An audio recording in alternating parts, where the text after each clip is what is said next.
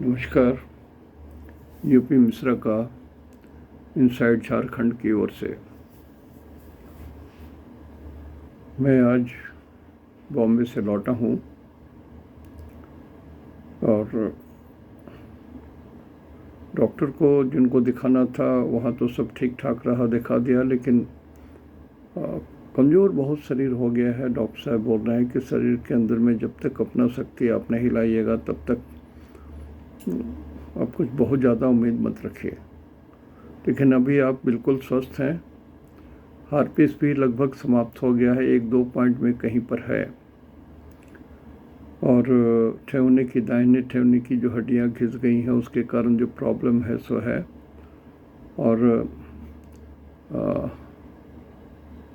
कुछ दुर्भाग्य ऐसा रहा कि जाने के दिन ही मेरा पैर भी जल गया था हीटर से। लॉस ऑफ सेंसेशन है जिसके कारण पकड़ नहीं पाया मैं। I had a problem in the journey as well as the stay in Bombay also. लेकिन बॉम्बे का जर्नी बहुत सुखद रहा। मैं तो अपने रेस्ट हाउस में रहा। हमारे फ्रेंड फिलासफर मित्र जो समझ लीजिए एक संजय जैन हैं, जिन्होंने सारा अरेंजमेंट कर रखा था, 2 रूम लिया था और परिवहन की पूरी सुविधाएं थी जब तक मैं वहाँ था। और 29 को मेरा लाइनअप था ऑन्कोलॉजिस्ट से, तो 28 को ही हो गया। कुछ बात निकली नहीं। उन्होंने कहा कि आप इत्मीनान करके जैसे जी रहे हैं वैसे नॉर्मल लाइफ जिए, कुछ है नहीं, इसमें बहुत तरह की शंकाएँ होती हैं, सो आपको भी हुआ, कोई बड़ी बात नहीं है, नॉर्मल चीज़ है यह। शंकाएँ बहुत होती हैं इसमें,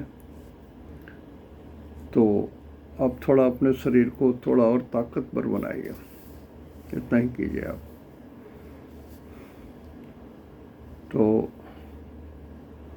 ये बात है, जो हमारे श्रोता में जो अनुभवी आदमी हैं इस विषय में, हमारे शरीर के ऐसा डाउन हेल्थ को ठीक करने में जिनको अनुभव हो, या जो डॉक्टर्स हैं जो सलाह देंगे, मैं चाहूँगा कि जल्दी सुरक्षित हो जाऊँ। हालांकि अपने डॉक्टर साहब से फिर मैं बात करूँगा। और सबसे पहले और सबसे बड़ी बात यह है कि कल 2023 नए वर्ष की शुरुआत हो रही है। ये अंग्रेज़ों के द्वारा दिया गया दिन है जो नए साल के हिसाब से पूरे विश्व में मनाया जाता है। और जैसा आपको मालूम होगा, भारतीय संस्कृति के हिसाब से वो थोड़ा बाद में आएगा। इसके विषय में कुछ विशेष चर्चा करूँगा मैं। तो ग्रेगोरियन कैलेंडर के हिसाब से 2023 वर्ष के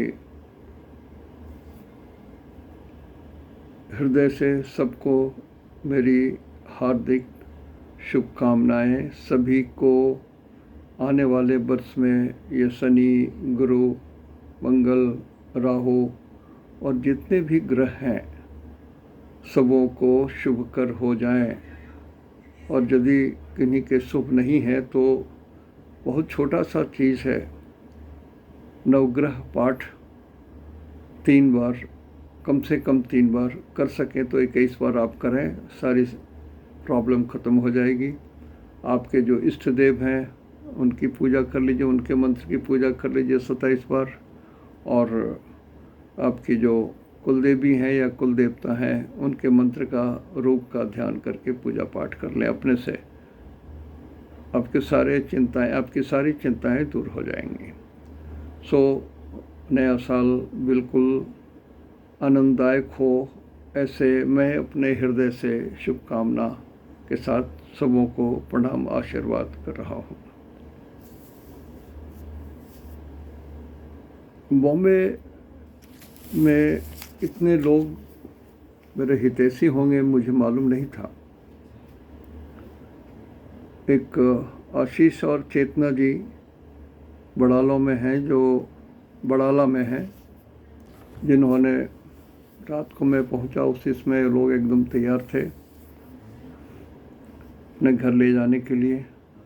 उन्होंने कहा मेरा घर बड़ा है, मैं भाई बहन ही रह रहा हूँ, यहाँ जगह है, पूरा गाड़ी है मेरे पास और समय भी मैं आपको दूंगा, आप चिंता ना करें, आप आ जाएं। यहाँ पर आए हैं तो थोड़ा रिलैक्स होकर के जिए और आपके बेटी दामाद और डायरेक्टर साहब जो हैं आराम से पूरा उनको बॉम्बे सर घुमा देता हूँ।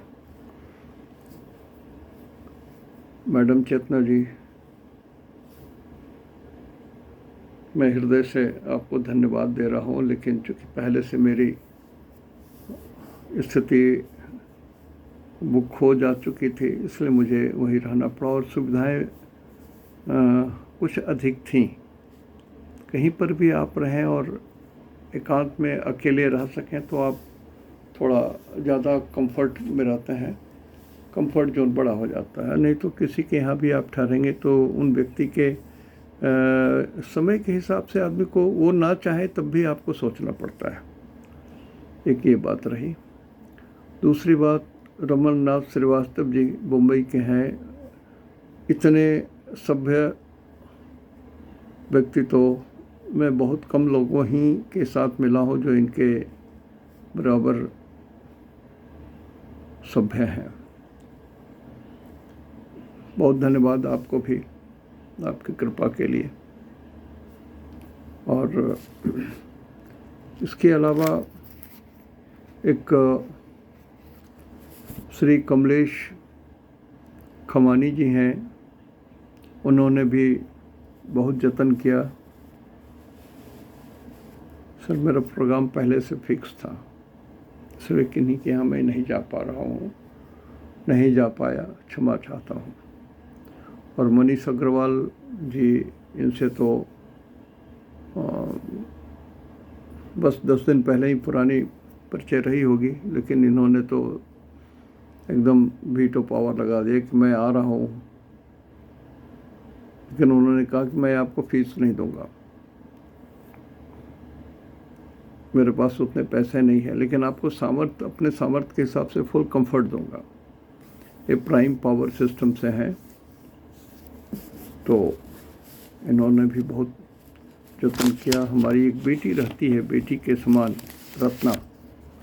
रत्ना जी, ये जमशेदपुर में ही टिल्को कॉलोनी के रिहायशी हैं लोग। ये बेटी भी आ गई तुरंत, और जो भी हो सकता था, she is working in foreign bank, अच्छे खासे पोस्ट पर है। और एक मेरे मित्र है अरविंद ठाकुर जी, एक कवि हृदय के हैं व्यक्ति, विद्वान हैं, एस्ट्रोलॉजी में इनकी पकड़ है। तो सिर्फ स्वाध्याय के लिए श्रीमती जी के साथ उपस्थित हो गए। श्रीमती जी भी बहुत योग्य हैं, थोड़े फुर्सत में रहते हैं, 2 बच्चे उनके विदेशों में हैं, लेकिन एक कवि हृदय होने के कारण थोड़ी सी सबकी चिंता चेतना इनके हृदय में अपने आप अनायास ही उमड़ आती है, जिसके कारण ये बहुत बिजी होते हैं और बहुतों के उपकार में काम आ जाते हैं ये।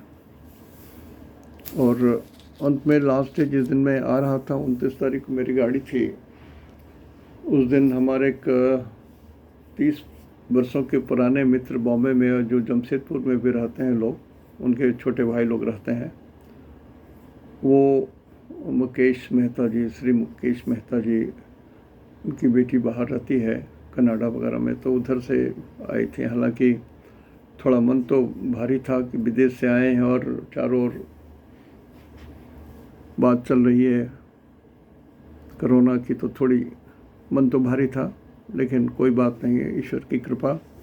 हम लोग मिले बहुत प्रेम से, और आज से 30-35 साल पहले हमने, मेरे सलाह पर ही वो बॉम्बे में टिके थे, यद्यपि उनका ससुराल भी वहीं, लेकिन 2 बार लौट आए। तीसरी बार मैंने जबरन उनको कहा कि भाई आपका फेट तो वहीं है, अब क्यों भागे आ रहे हो? तो नहीं, वहाँ पर रहने का साधन नहीं है। हम कहा आप अंतिम बार जाओ, इस बार नहीं होगा तो आपकी मर्जी। तो टिक गए। अभी अच्छी उनकी बिजनेस है, व्यवसाय है और रियल इस्टेट में काम करते हैं। उनसे मुलाकात हो गई। बड़ा सौहार्दपूर्ण वातावरण में समय गुजरा शाम का। और रेस्ट हाउस में जितने लोग थे, चाहे वो कुक हों, चाहे मैनेजर हों, चाहे केयरटेकर हों, सबों ने यथोचित बहुत सेवा किया, बहुत सेवा किया। और जैन साहब का तो मैं ऋणी हो गया। तो इस बार का यात्रा तो बहुत आरामप्रद रहा, लेकिन मुझे ठंडक से परेशानी हो गई। बॉम्बे में ठंडक तो नहीं थी, लेकिन जब बॉम्बे जोन से नागपुर से बाहर निकला तो ठंडक हमको बहुत परेशान किया। और मुझे ठंडक की परेशानी बहुत होती है शुरू से, और शरीर भी कमज़ोर था। कुछ कॉन्स्टिपेशन की भी शिकायत हो जाती है। तो थोड़ी यात्रा में बहुत कष्ट हुआ। अस्तु घर में तो मैं आराम से पहुंच ही गया हूं। तो सबों के शुभेच्छा और ध्यान कृपा के लिए। एक नदीश जी हैं जो बॉलीवुड में हैं, भाटिया जी, नदीश भाटिया जी। वो पहले फ़ोन के जरिए ही हम लोग आपस में मित्र थे, लेकिन इस बार किन प्रकार में कुछ बात हो सकी और हम लोग आमने सामने भी हो गए। तो आनंददायक ट्रिप रहा। और जब अपने डॉक्टर को दिखाया तो उन्होंने कहा कि आप आराम से जाइए, कुछ करना नहीं, कोई दवा भी नहीं खानी है, सिर्फ अपने शरीर की इम्यूनिटी आप बढ़ाइए जैसे कर सकते हैं। हमने कहा मुश्किल है, कुछ खाने जाऊं तो शुगर बढ़ जाता है और उसके लिए कंट्रोल करो तो इधर झंझट हो जाता है, कैलोरी थोड़ी बढ़ गई तब झंझट हो जाती है, और क्या खाऊं ना खाऊं, क्या चीज़ लूं, बड़ी पेशो पेश स्थिति में आ जाती। तो एनीवे, जो लोग सुन रहे होंगे, जो कुछ मदद कर सकते हैं तो प्लीज़ बताइएगा। और एक बात और, मैंने बहुतों की कुंडली बना करके रखी है, मैंने रेडी टू एनालाइज। लेकिन कभी कभी कुछ लोग पीड़ा दे ही देते हैं। ठीक है, वो तो सब सुन लिया आपका, प्लीज ऐसा है वैसा है, 2 महीना 3 महीना ये बहुत सुन लिया। लेकिन आप ये बताओ कब आप कर रहे हो? आपने पेमेंट मैंने कर दिया है। तो इस तरह से थोड़ा सा अच्छा नहीं लगता है। जिनको तकलीफ़ होती है आप अकाउंट दे दीजिए, मैं पैसे लौटा दूँगा, कोई तकलीफ नहीं है। देखिए, अरक्षितो तिष्ठति देव रक्षितम, कोई दिक्कत नहीं है। कोई आदमी न अमीर होता है न गरीब होता है। समय किसी को राम बनाता है, किसी को रावण बनाता है। न राम बड़ा न रावण बड़ा। तो ईश्वर हैं, तो आप चिंता ना करेंगे। मैं थोड़ा ठीक हो जाऊँ 4 तारीख के बाद से, फिर मैं एनालिसिस करूँगा। और 2 आदमी, हालांकि आपका टाइम नहीं आया है अभी, लेकिन फिर भी मैं आपका कर दूँगा। आपने 2-3 बार रिमाइंडर कर दिया है।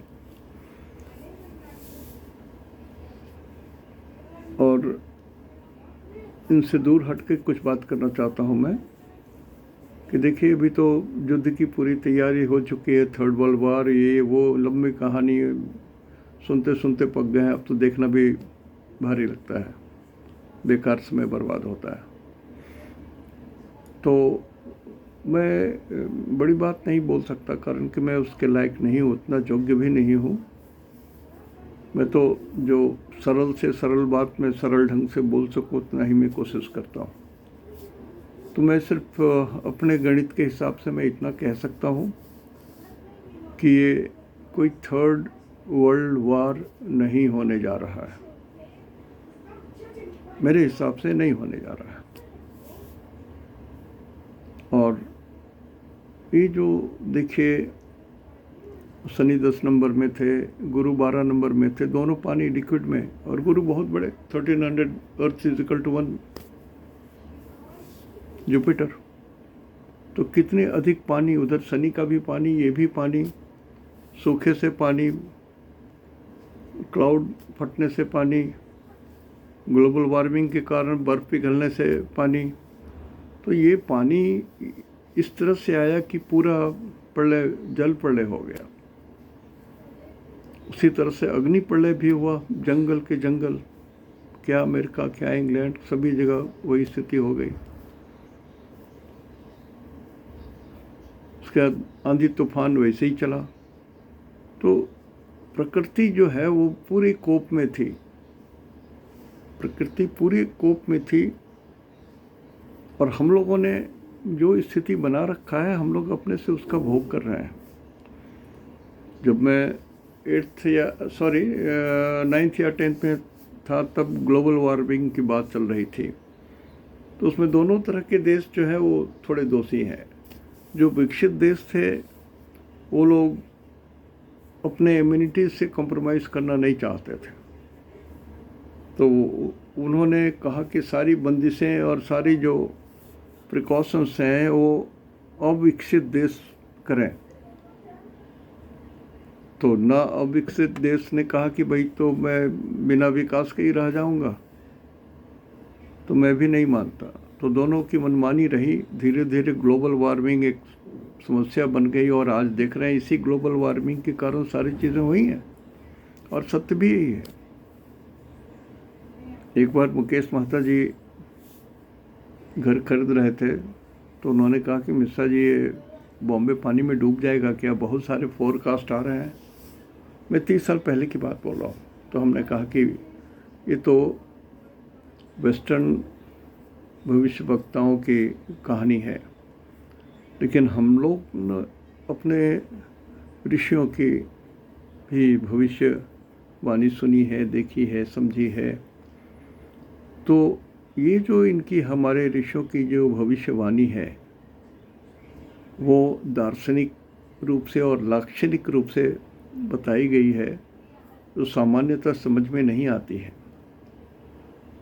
लेकिन उसमें जो मेरी जानकारी है, ऐसी बात नहीं थी। हमने कहा कि बॉम्बे बॉम्बे है, रहेगी, उसमें कोई फ़र्क नहीं आने वाला, आप इत्मीनान से यहाँ पर घर द्वार खरीद करके अपने जीवन को यापन कीजिए। यहाँ आज मेहता जी के बाल बच्चे, बहू बेटी, पूरा एक भरा पूरा परिवार है, और जुहू बीच में ही उनका एक घर है, और कांदीवाली में भी एक घर हुआ करता था। तो इस तरह की जो भविष्यवाणियाँ बोल बोल करके लोगों के मन में बहुत सारी चीज़ें बढ़ा दी जाती हैं। जैसे वर्ल्ड वार अब होगा, तब होगा, ऐसे हो जाएगा, वो हो जाएगा, इतना बोला जा रहा है और इतना हिंट दिया जा रहा है। उकसाने की प्रवृत्ति है। जैसे किसी को कहा जाता है ना कि आपने किसी को सुसाइड करने के लिए मजबूर कर दिया, बोल करके आपने उसको उद्वेदन कर दिया उसके मुंह में। उसी तरह से, इस तरह से ये लोग, ये खेमे में बट गई, वो खेमे में बट गई, इस तरह की बातें बोल बोल करके सिचुएशन इतना की जा रहा है। लेकिन फिर भी जहाँ तक मैं समझता हूँ, कुछ नहीं होने वाला है। इत्मीनान से रहिए, ईश्वर की बात कीजिए। मैं तो ये कहूँ कि हम भारतीय, भारतवर्ष में भगवान कृष्ण ने कहा था कि जदा जदा ही धर्मस्य ग्लानिर्भवति भारते तदा तदा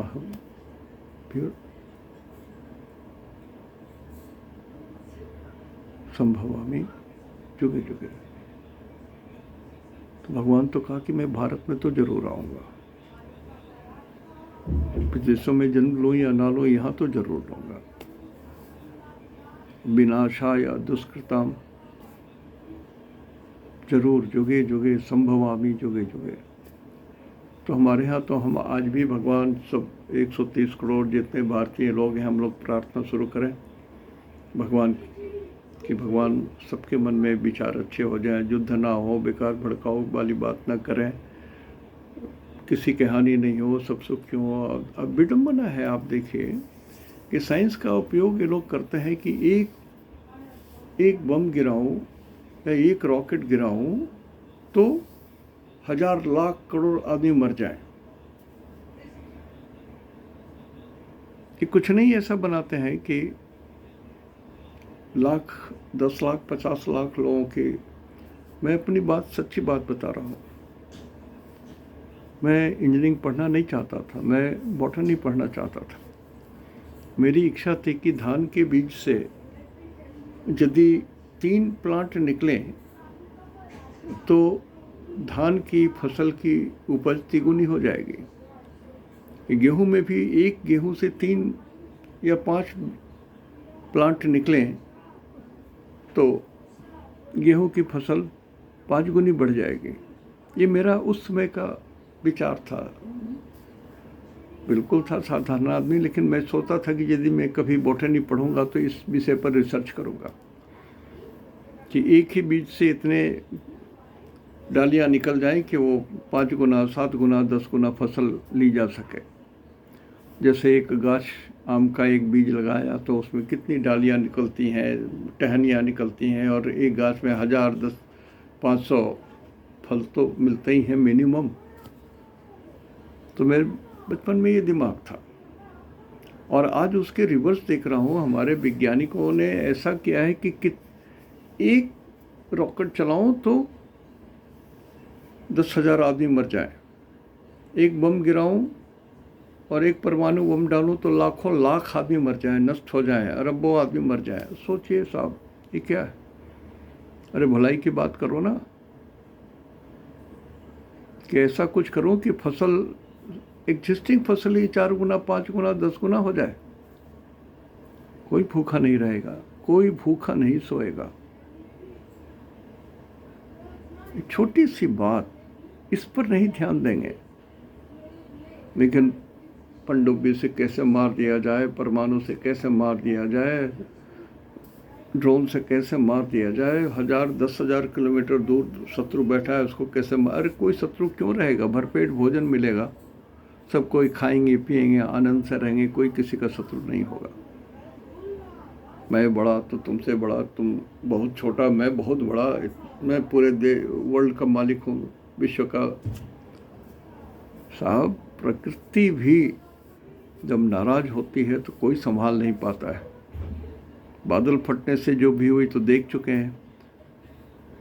अंटार्कटिका वगैरह में, जहाँ पर उत्तरी ध्रुव वगैरह में जहाँ पर बर्फ जम जाते हैं, वो जब पिघलने लगी तो देख लिया आपने क्या हालत हो गया। आग लगी तो जंगल के जंगल स्वाहा, घरों के घर स्वाहा, कितने लोग मारे गए, खड़ी खड़ी गाड़ियां जल जा रही हैं। क्या अग्नि का तांडव। आंधियां आई तो ऐसी ऐसी आंधियां आई कि पक्के मकान धराशायी हो गए। एक छत उखड़ के गिरा तो वो 3 किलोमीटर दूर में जाकर के गिरा। स्थितियां ऐसी हो गई हैं। प्रकृति पर मनुष्य का जोर नहीं है। ये शरीर मेरा है, आत्मा मेरी है, लेकिन शरीर तो भगवान का है। इस पर मैं चाहूं कि एक अधन्नी, एक सिक्के का 100वां टुकड़ा भी करके यहाँ रहूं और ऊपर लेके चला जाऊं भगवान के घर में, ये संभव नहीं है। इस शरीर का मालिक मैं नहीं हूं, यही सत्य जान लीजिए। इस शरीर के मालिक भगवान। तो भगवान से हमारा नाता है भारतवर्ष में दिमाग के जरिए, मन के द्वारा।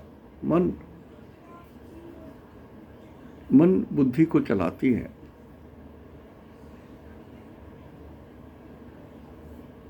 ज्ञान सांस को चलाती है। सांस प्राण वायु को चलाती है। प्राण वायु को आप जितनी देर रोक सकोगे, आपका मन स्थिर रहेगा, ध्यान हिलेगा डुलेगा नहीं। जैसे सांस आप लोगे, ध्यान टूट जाता है। आप करके देखो ना, मैं जो बोल रहा हूँ, झूठ हो तो कहना। तो ये चीज़ भारतवर्ष में थी, हमारे यहाँ थी, हमारे यहाँ सब कुछ है आज भी। मन बहुत पावरफुल चीज़ है। मन को ईश्वर में लगा के देखिए। मैं नए साल की शुभकामनाएं दे रहा हूँ। क्यों? इसमें शनि कुंभ राशि में रहेंगे, गुरु मीन राशि में रहेंगे, शनि कुंभ राशि में वायु में रहेंगे, गुरु मेष राशि में अग्नि तत्व में रहेंगे। तो फिर अग्नि और वायु का तो फिर मिलन होने जा रहा है। फिर बड़े अग्निकांड हो सकते हैं, तांडव हो सकता है, बहुत झंझट संभव है। राहु भी हैं अग्नि मेष राशि में।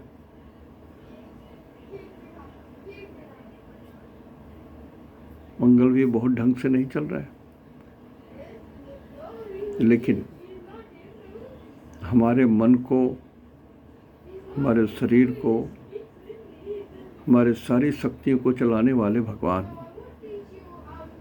तो भगवान चाहेंगे तो हमारा शरीर ठीक रहेगा, मन ठीक रहेगा, बुद्धि ठीक रहेगी, निर्मल रहेगी। हम लोग दूसरे के प्रति बुरा नहीं सोचेंगे। प्रेयर करके तो देखिए, प्रेयर करके तो देखिए, प्रेयर करके तो देखिए। तो इतने दुष्ट लोग, मैं दुनिया मेरी मुट्ठी में, मैं चाहूँ तो इसको समाप्त करता हूँ, तो इस भूखंड को समाप्त कर दूंगा, इस महादेश को मैं मिट्टी में मिला दूंगा। अरे क्या करोगे यार, तुम कब तक मिट्टी में नहीं मिलोगे? तुम भी तो मिट्टी में ही मिलने जा रहे हो। यही स्थिति बनी हुई है।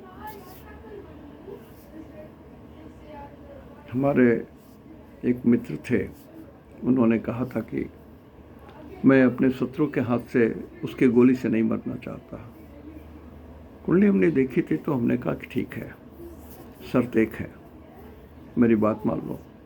हाँ, इस चीज़ के लिए तुम्हें कोई भी बात मानूंगा। हम कहा ठीक है, दोनों एकादशी आप अपने से करो। बोला मैं और पूजा, हम लोग तो दिन रात गोली बंदूक यही सबसे करते आए हैं, पूजा मैं कर सकूंगा। हम कहा आप करो, मेरी बात मानो।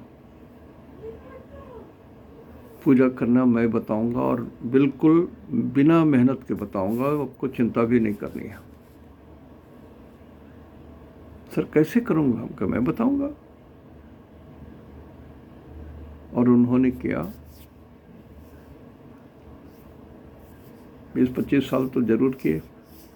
उनके जितने शत्रु थे अपने आप वो नष्ट हो गए। उनको ये पक्का विश्वास हो गया कि अब शत्रुओं की गोली से नहीं मरूंगा। लेकिन हमने कहा मरना तो है ना, समय आ रहा है। तो बड़े सावधान थे और तब तक तो बदल गए थे, भक्त प्राण हो गए थे। एक दिन जा रहे थे रोड में राजधानी की तरफ, अपने गांव से बवंडर आया खूब जोर से, रुक गए। बॉडीगार्ड से, ड्राइवर थे, बोलेरो गाड़ियाँ होती थी उसमें। तो वो रुक गए बहुत देर तक, 1-1.5 घंटे रुक गए। कभी वो बवंडर रोड पर बहुत आगे चला जाता, फिर लौट के चला आता था। तो वो बोले कि इधर से काट करके निकल जाता हूँ, उस आम गाछ से इसको पार कर लूँगा, उधर से किनारे किनारे निकल जाऊँगा। जितना भी उन्होंने बुद्धि लगाया, लेकिन जैसे आम गाछ के किनारे से जाने लगे, एक मोटा सा डाल आम का टूट करके जहाँ वो बैठे थे सिर्फ उन्हीं पर गिरा और तत्क्षण उनकी मृत्यु हो गई। ना बॉडीगार्ड को चोट आई, ना ड्राइवर को कुछ हुआ। लेकिन शांत थे, कोई दुख नहीं, चेहरे पर कोई मलाल नहीं था, कोई सिकन नहीं, शांत। तो पुत्र हैं उनके, उन्होंने कहा कि आपके जो पिताजी चाहते थे उसके हिसाब से तो हो गया। हमने कहा कि ईश्वर ने किया। मैं बराबर बोलता हूँ, ईश्वर को ध्यान करो, मस्ती में जियो, लेकिन ईश्वर को पकड़ के रखो। तो उन्होंने कहा कि हम लोग तो आपके साथ जीना चाहते थे, पिताजी ने आपके लिए घर बनाया था, ये आपको मालूम होगा, ये रही चाबी, आ जाइए आप। हमने कहा जिनके साथ हमारी बात हुई थी वो तो चले गए, और तुम तो भी 24-26 साल से दुनिया ही देखे हो, ये सब बात मत करो, मैं तुम्हारा पिताजी से भी बड़ा हूँ, अपनी ज़िंदगी जियो, देने वाले को भगवान देते हैं, तुम क्या दोगे? तुम्हारी श्रद्धा थी, मैं बहुत खुश हूँ, तुम्हारे अंदर में मिठास आई है, ईश्वर के प्रति भक्ति आई है, मैं बहुत खुश हूँ, जाओ अपने जीवन जियो। तो देखिए, उनकी इच्छा थी कि मैं शत्रु की गोली से ना मारा जाऊं। ईश्वर ने उनकी इच्छा रख ली। वो बोलते थे कि मैं खुद गोली बंदूक के बीच में जीता आया हूँ, मैं शहर के किसी कोने में खड़ा हो जाऊं तो लोग परेशान हो जाते हैं, दुकानदार से लेके मोहल्ले के लोग भी। हमका इसी को तो तुमको बदलना था और तुम बदल ली, अब ईश्वर के तुम हो गए, तो साधारण आदमी क्या तुमको नुकसान करेगा? ईश्वर खुद नुकसान करना, आयु खत्म हो नहीं तो ईश्वर करेंगे तुम्हारा न्याय। हुआ भी वही। तो ये आग, पानी, बवंडर, भूकंप, बर्फ का पिघलना, ये जितनी चीज़ें हैं, ठंडक, ओले, सारी प्राकृतिक उपद्रव हैं। और ये सारे उपद्रव मनुष्य नहीं कंट्रोल कर सकता। जैसे शरीर आप नहीं कंट्रोल कर सकते हो, शरीर भगवान का, उसी तरह से प्राकृतिक उपद्रव भी ईश्वर का, भगवान का। तो हम लोग सबको ही प्रेयर करें कि भगवान, देश में हम लोग जितने लोग हैं सबको अपने शरण में लीजिए, शक्ति दीजिए, भक्ति दीजिए, ज्ञान दीजिए, अपने चरणों में जगह दीजिए, रक्षा कीजिए, रक्षा कीजिए। त्राहि वयम परमेश्वरः, त्राहि वयम परमेश्वरः, त्राहि वयम परमेश्वरः, त्राहि वयम परमेश्वर। प्रेयर तो कीजिए, तो नया साल उत्तम जाएगा, ये सत्य बात है। थोड़ा सा ईश्वर को पुकारिए, अभिमान में मत आइए, मैं हूँ, मैं ही हूँ, मैं कर लूँगा, मेरे द्वारा हो जाएगा, मैं ही करने वाला हूँ। लोग अंताक्षरी भी खेलते हैं ना, शुरू करो अंताक्षरी लेके प्रभु का नाम। तो जिंदगी का बहुत बड़े युद्ध में, जंग में निकले हो, शुरू करो ना, अपने सांस का खेला शुरू करो, लेकर प्रभु का नाम।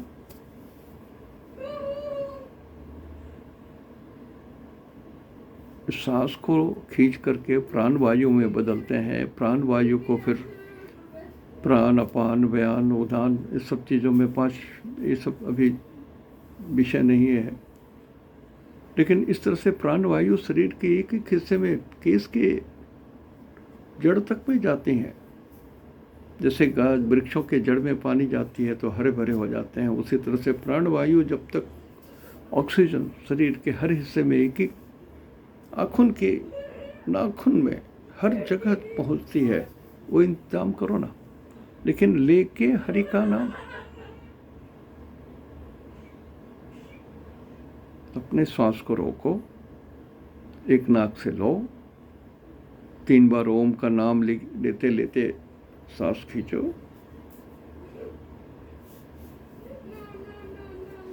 3 या 9 बार ओम बोलते बोलते भरो घड़े को, कुंभक करो, दम साधो, 9 बार ओम। जब मन विचलित होने लगे, सांस न रुके, तो उसको फिर 3 बार ओम ओम बोलते हुए सांस को निकाल दो। ये प्राण धरने की हमारी सांस्कृतिक चीज़ें हैं।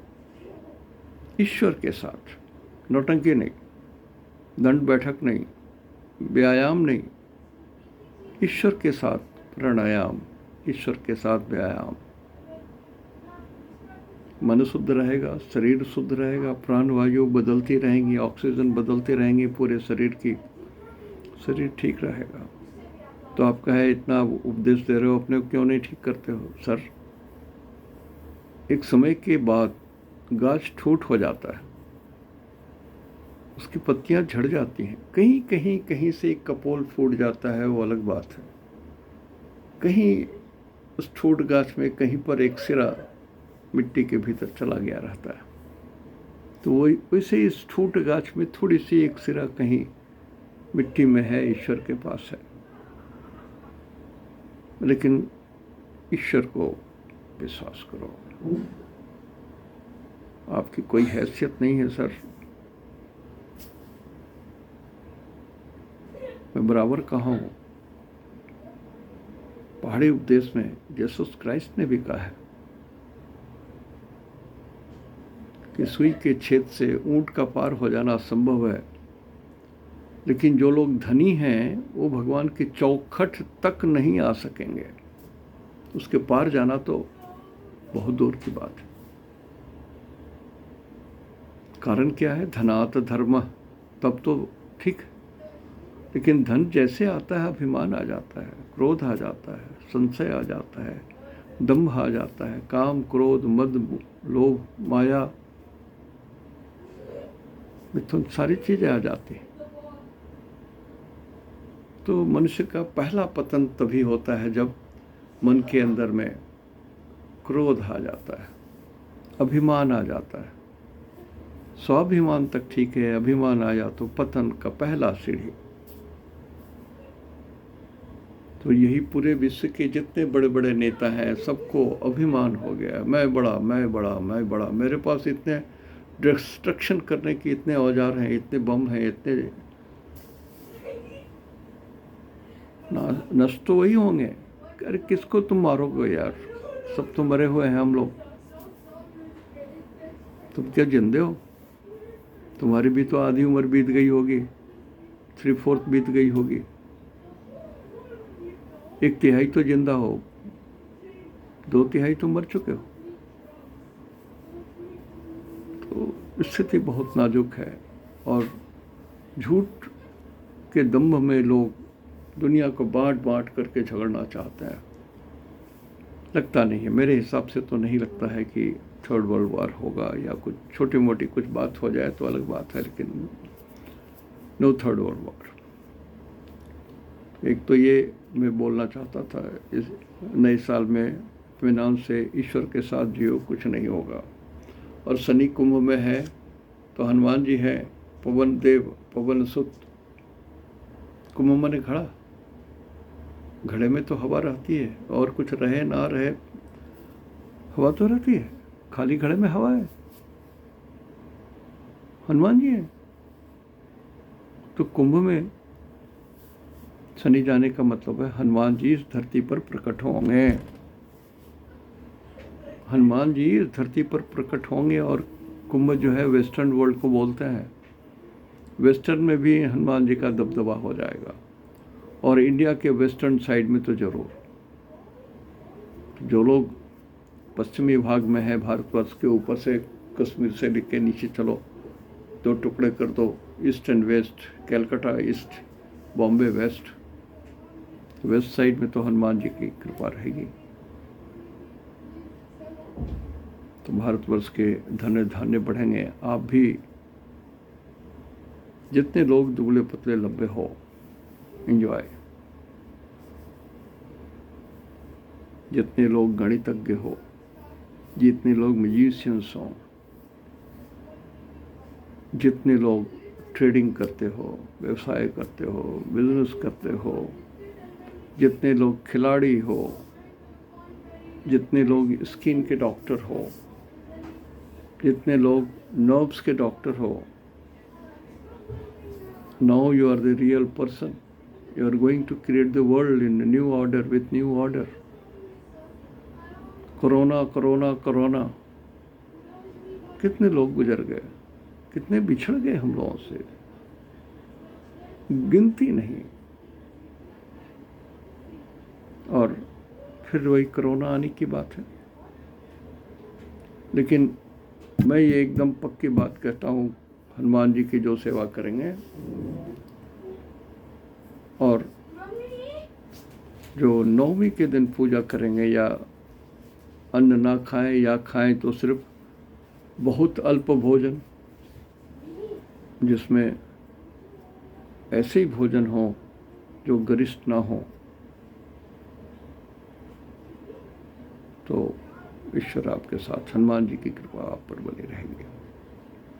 या जो लोग वायुयान से सफ़र करेंगे, या जो इसका बिजनेस करेंगे, या ड्रोन का बिजनेस करेंगे, आपको भी लाभ होगा। जो लोग बहुत ऊंची ऊंची वृक्षों का व्यवसाय करेंगे, उनका भी लाभ है। तो ये शनि बहुत कुछ दे जाएंगे। शनि लोहा को बोलते हैं, लेकिन ऐसा लोहा जो हवा में उड़े, मतलब क्या है, हवा में वजन ना हो, जैसे एल्युमिनियम होता है, कागज के हवाई जहाज उड़ाए जाते हैं, ऐसे मेटल जो बहुत हल्के हों, उससे लाभ है।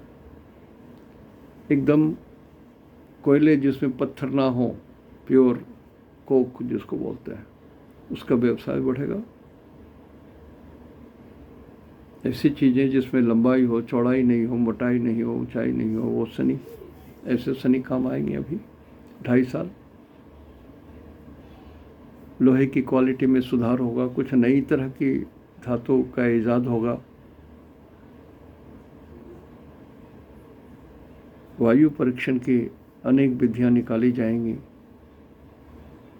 और इस बार सांस के जो सिलेंडर्स मिलते थे, जिसके कारण न मिलने के कारण बहुत सारे लोग कोविड में चले गए, इस बार एक भी डेथ नहीं होगा। एक भी डेथ नहीं होगा मतलब नगण्य होगा, भी तो नगण्य होगा। इस बार शनि बहुत मदद करने आ रहे हैं, बहुत बहुत मदद करने आ रहे हैं। राहु भी मदद करेंगे। तो थोड़ी विश्व की व्यवस्था बदलने जा रही है, विश्व की व्यवस्था बदलने जा रही है। ऐसे लोग जो लंबे हैं, उम्र हो गई है, थोड़े से झुक गए हैं, आप मायूस नहीं हो, ये 2.5 साल आप ही का तो है। ऐसे लोग जो छाता बना रहे हैं, बैलून बना रहे हैं, पैराशूट्स बना रहे हैं, इसमें जो लोग डूबे हुए हैं, जो काम कर रहे हैं, उनको बहुत लाभ है। जो लोग बर्ड्स के बारे में काम कर रहे हैं, उनको विशेष लाभ है। जो छिलके का काम करते हैं, जैसे पेड़ के छिलके, जो लोग टेबल के ऊपर में जो पतले सीट्स बेचते हैं, ये सब का काम कर रहे हैं, उनको लाभ होगा। जो लोग सैलून का काम कर रहे हैं, केस का, उनके लिए भी लाजवाब पीरियड है। जो लोग रस्सी का काम कर रहे हैं, चाहे जूट का हो चाहे लोहे का रस्सी, उनको बहुत लाभ है। जो सूखी लकड़ियों का काम करते हैं, जो तुरंत जल जाए, लेकिन पेंट वेंट दे करके बहुत उसके वजन घट जाते हैं, लाइट वुड, तो ये शनि बहुत कुछ दे जाएंगे इस बार। और गुरु रहेंगे मेष में, अग्नि तत्व है, तो अग्नि के भी कुछ विशेष चीज़ें प्राप्त होंगी, कुछ अनुसंधान होगा, कुछ अच्छी चीज़ें बनेंगी। जैसे अपने इंजन में जो ईंधन डाली जाती हैं, वो भी, उसमें भी कुछ नवीनता आएगी, उसमें भी कुछ विशेष हो, कुछ बात बने, कुछ है इस बार देंगे भगवान। तो चिंता नहीं करनी है, कोई चिंता ना करें, सिर्फ भगवान की सेवा कीजिए, हनुमान जी की सेवा कीजिए, भगवान राम की भी सेवा हो जाएगी, गोविंद की भी सेवा हो जाएगी। हनुमान जी जो रुद्र थे, एकादश रुद्र, उनके प्रधान तो यही है। कीजिए ना आप, थोड़ा सा करके दीजिए ना, एक्सपेरिमेंट करके देखिए ना। 4 मिनट 4 मिनट 4 मिनट 4 मिनट। पृथ्वी एक चक्कर लगाती है 24 घंटे में 360 degree. 1 degree 4 minute equivalent time होता है। 4 मिनट पढ़ो ना, मंत्र पढ़ो ना। समय मिलता है तो 27 बार पढ़ लो, संकट में हो तो 108 बार पढ़ लो। 9 नक्षत्र, 9 ग्रह के 3 नक्षत्र 27 हो गए। एक नक्षत्र के 4 टुकड़े होते हैं, 4 चरण होते हैं, तो 108 हो गए। कहीं भी कहीं कोई दोष छुपा होगा तो ये मंत्र पढ़ने से साफ हो जाएंगे आपके। चिंता मत करो। Let us pray. Let those fellows जो युद्ध में विश्वास करते हैं करें और मरें, लेकिन हम लोग ईश्वर को भजेंगे। ईश्वर को, we believe in God, we believe in power, ईश्वरी पावर। और आज लोग ये जो मीडिया है ना, ये टीवी जो है ना, ये इतनी बात को, एक ही बात को घेर घेर के इतनी बार बोलते हैं, उतनी बार यदि राम राम भी वो लोग बोलते हैं ना तो वो लोग खुद तर जाते हैं।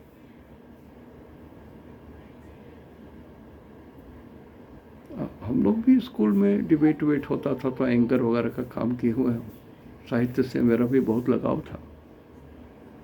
एंकर का काम होता है सबको इक्वल टाइम डिस्ट्रीब्यूट दे करके एक टॉपिक पर उनको बोलने के लिए कहिए, रिकॉर्ड कीजिए। एंकर का मतलब नहीं है कि आप पार्टी विशेष के तरफ से आप ही बोलने लगिए, आप ही झगड़ने लगिए। तो आप एंकर हो ना, पार्टी मैन हो। अब तो पार्टी विशेष के सदस्य हो, आप उनकी तरफ से बात कर रहे हो। You are not a anchor.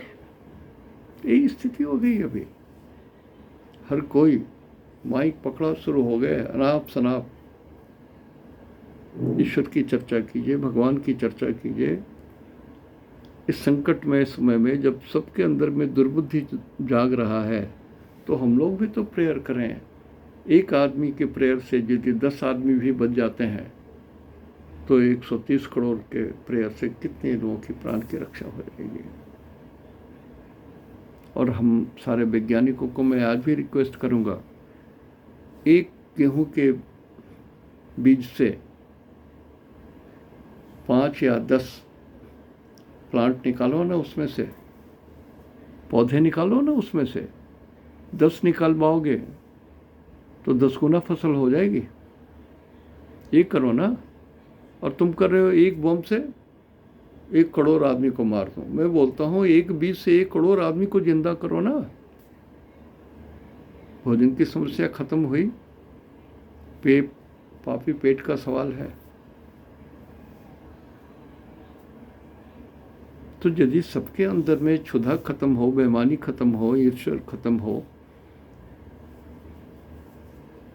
ईश्वर की भावना आ जाए, अनिश्वरवाद खत्म हो, तो अपने आप में झंझट खत्म हो जाएगा। लूट मार पीट बदमाशी नहीं रहेगी। काम, क्रोध, लोभ, मोह, ईर्ष्या, द्वेष, छल, कपट, प्रपंच, ये सारी चीजें नीचे ले जाती हैं मनुष्य को, और हम इसी में लिप्त हैं। हम तो इसी में लिप्त हैं।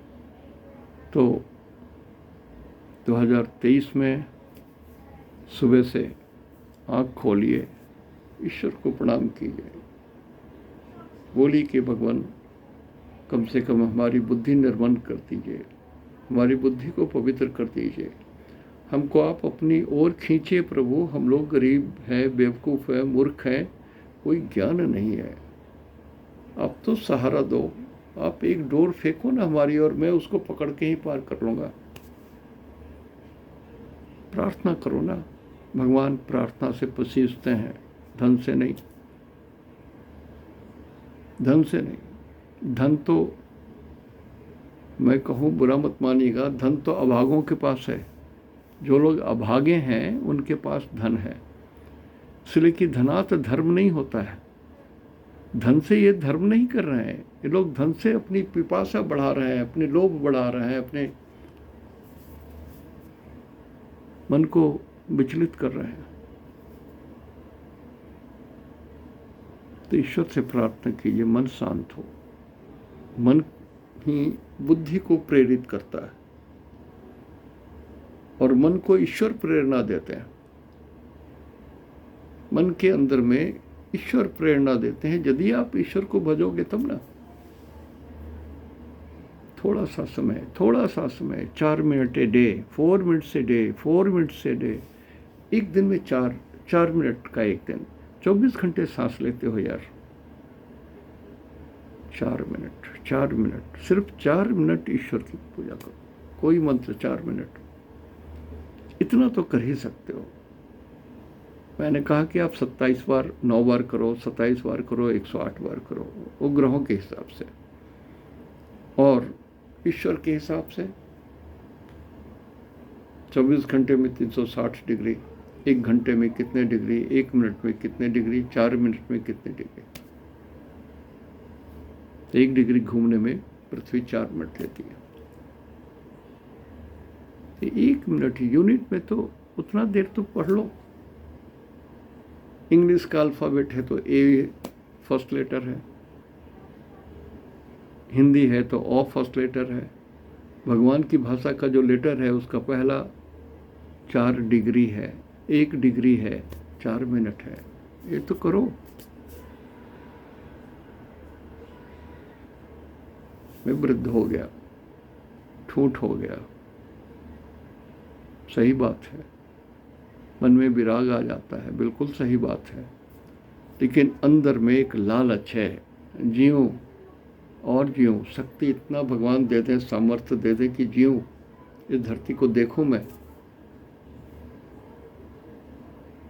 ये जो लालच है नहीं जाती है। जो लोग ऋषि हैं, महर्षि हैं, महात्मा हैं, देवता हैं, उनकी बात अलग है। हम और आप साधारण आदमी हो, हमारे अंदर में काम, क्रोध, लोभ, मोह, ईर्ष्या, द्वेष कभी भी प्रवेश कर जाती है। गंगा माता है ना, वो भी नीचे बहती हैं, वो ऊपर नहीं बहती हैं। जैसे जितनी क्षुद्र नदियाँ नीचे की ओर बहती हैं, ढलान की ओर, वैसे गंगा माता भी क्षुद्र नदी के समान ढलान की ओर बहती हैं, वो ऊपर की ओर नहीं बहती हैं। तो मनुष्य हम लोग, मेरे अंदर में भी क्षुद्र भावनाएं जन्म ले लेती हैं। लेकिन जैसे वैसी भावना जन्म ले, ईश्वर का नाम लीजिए, आप अपने इष्ट देव का नाम लीजिए, आप अपने कुलदेवी का नाम लीजिए, नवग्रह सारे देवताओं का मंत्र पढ़ना शुरू कर दीजिए, आपकी क्षुद्र भावनाएं खत्म हो जाएगी। मैं बोल रहा हूँ आपको, ये सत्य है। मेरी भी ईश्वर की पूजा में मन नहीं लगता, सत्य बात बोल रहा हूँ, झूठ नहीं बोलता मैं, कभी नहीं मन लगता।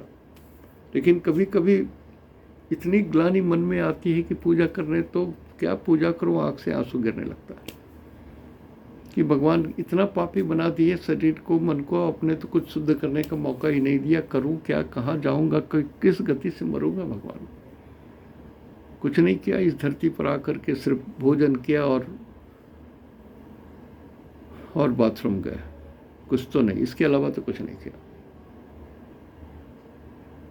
और यदि कुछ किया भी तो अपने अहंकार को शांत करने के लिए कि हमने ये किया, अपने आदमी को इतना खिला दिया, इतने पंडित को हमने ये खिला दिया, अपना अहंकार को। तो 4 मिनट सर, 4 मिनट प्रार्थना कर रहा हूँ, बात मान लीजिए मेरी। अब बहुत विद्वान है हमसे, बहुत विद्वान है। आपके चरण के अंगूठे के धूल के बराबर भी मैं नहीं हूं, सही है। लेकिन रिक्वेस्ट तो कर सकता हूं कि सर आप करें ना, तो आपको देख के दूसरे करेंगे, तीसरे करेंगे, चौथे करेंगे। हम लोग 130 करोड़ हैं, कुछ भी कर सकते हैं दुनिया में।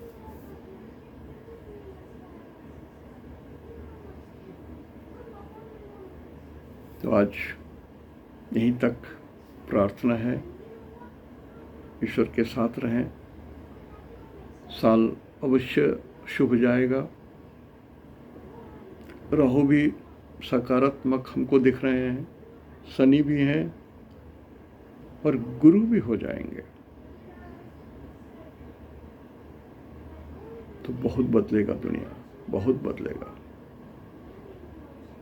आज यहीं तक इति शुभम तिहंदो निनाग्य जोहार।